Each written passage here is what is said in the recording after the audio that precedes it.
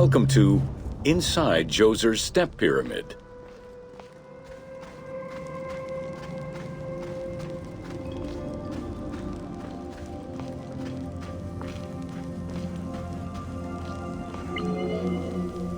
The architect of the Step Pyramid, Imhotep, was a man of great importance to Pharaoh Djoser and ancient Egyptians in general.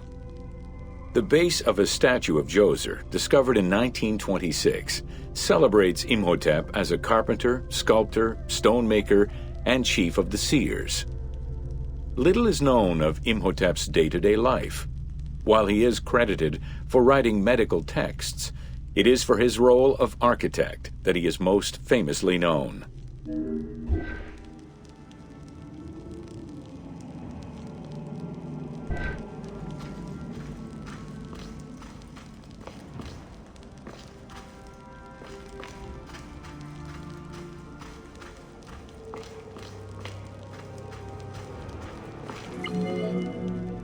From the design of the pyramid to the elements within the complex itself, Imhotep set out to create something that would immortalize his king.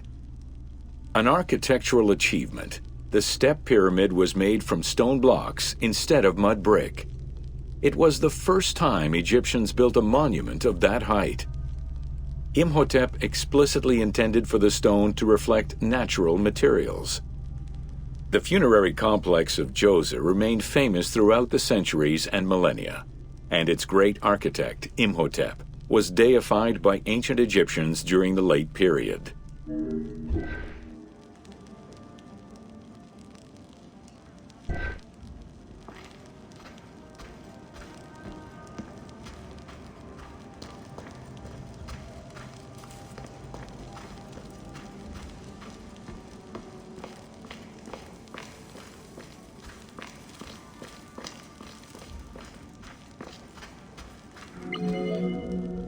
In addition to the central subterranean palace built for Djoser, 11 wells were dug.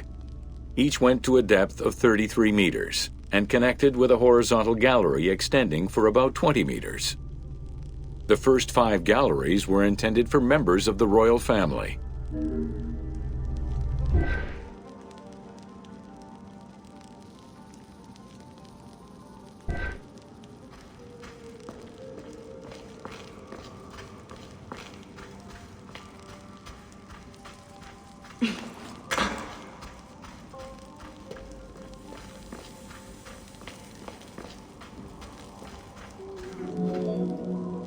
Two passages lead underground and branch off in 3 directions to various magazine galleries. This vast underground space accommodated sections for storage and ceremonial offerings. One of the tunnels, starting on the east side of the pyramid, contained 40,000 stone vessels, many of them belonging to the king's ancestors.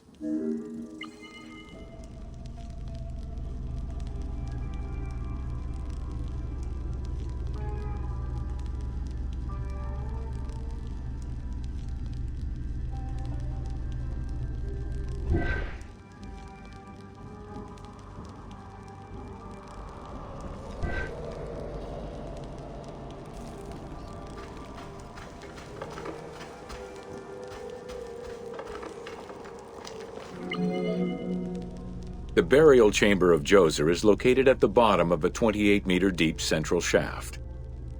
According to Egyptologist Jean-Philippe Lauer, the chamber was originally made from polished blocks of limestone, while its ceiling was decorated in 5-pointed stars. At some point, however, the limestone blocks were replaced entirely by pink granite blocks, leaving behind only fragments of limestone blocks decorated with stars.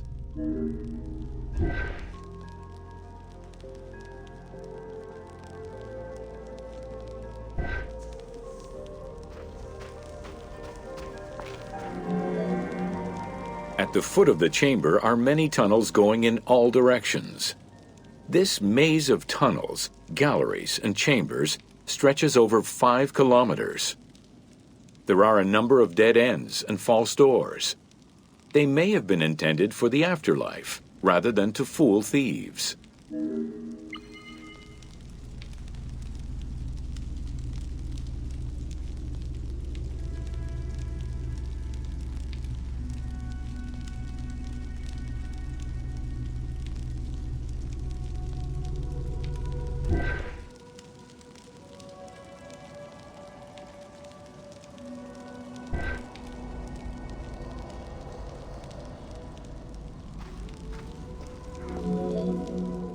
Unlike the Great Pyramid of Giza or Menkaure, the Pyramid of Djoser does not have any extra openings dug out by thieves. There was no need for them. Because of the easy access into the tunnels and along the corridors, thieves had little trouble clearing out the temples once inside. It is unknown when the mummy of Djoser was stolen. All that remained was a left foot, found by French Egyptologist Jean-Philippe Lauer in 1934. This architect, who devoted his whole life to meticulously exploring the complex, believed it belonged to Djoser.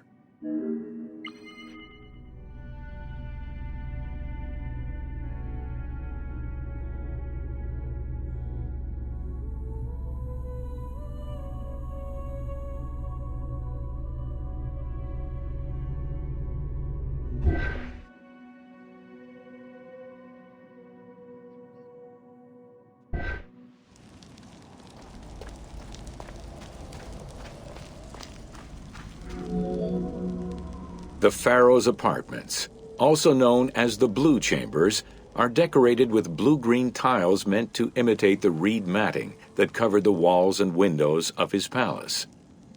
The stone is carefully curved and painted to look like the rolled mats of open doorways and curtains.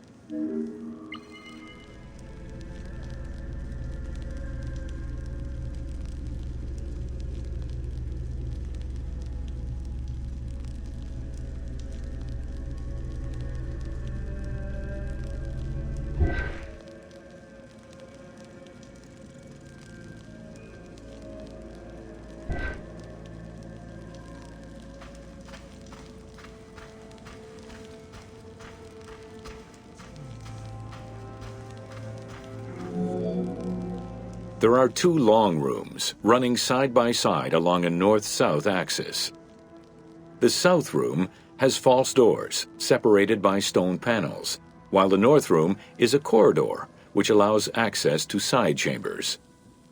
Nearby chambers originally housed the pharaoh's treasures.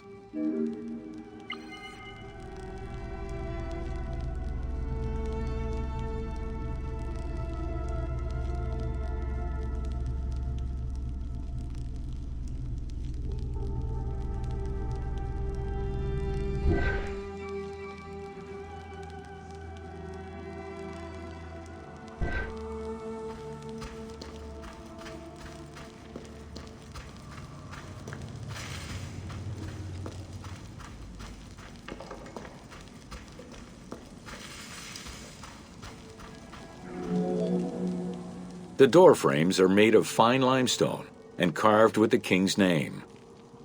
As in the south tomb, reliefs are carved into the doorways. These reliefs show the king performing rituals and visiting divine sanctuaries for all eternity. Their interiors are fictive additions made by the team to add to the wonders of the tomb. It is clear from the elaborate detail and scale of the complex that this funerary monument was a technological marvel of its time.